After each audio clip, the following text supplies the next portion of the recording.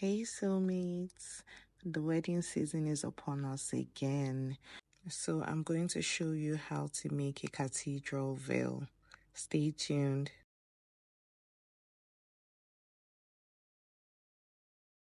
First, you're going to fold your veil nets like so, selvage to selvage. My veil net is 120 inches wide. And then you're going to fold over again like so, making 4 layers.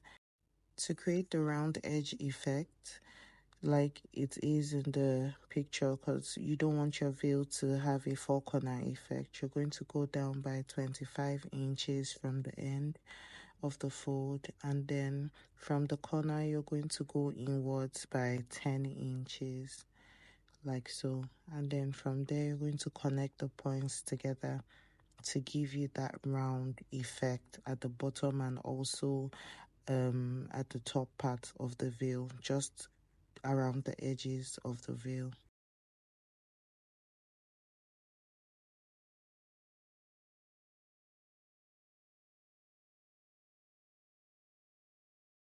When you are done, you're going to cut the shape out, and this is what you should get. Then for the position of the comb, you're going to go down by 26 inches from one part of the edge of the veil, and then you pick that point and secure it with a safety pin so that when you're done with everything, you would know where to attach your comb, your veil comb. So we started with the front part of the veil, and then we pinned the lace trim around the front part of the veil like so. To create this reverse effect as seen in this picture, you would pin the lace trim on the opposite side of the veil net. Make sure that the scallops are aligning. As simple as a veil may look, you need to be careful so you don't place your lace trims the wrong way. Also notice that I did not take the net to the bottom of the lace trim. I stopped halfway on the lace trim. We used an invisible thread to sew down the lace trim. You can hand stitch if you want. Sew down the point where the net stopped on the lace trim halfway, and then sew it carefully. Stretch it because you know the invisible thread is stretchy, so you don't want your fabric to be crumpled up. So be careful when you're sewing.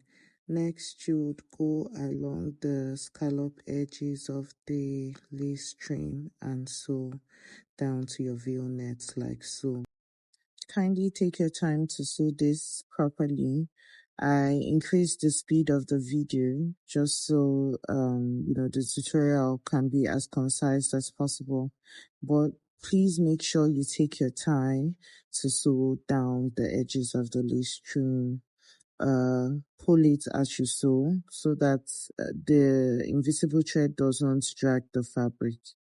I honestly cannot remember how many yards of lace trim I bought for this veil, but I think I used about 15 to 20 yards of lace trim. So if your veil net ends up looking squeezed like this, don't panic. All you need to do is pull.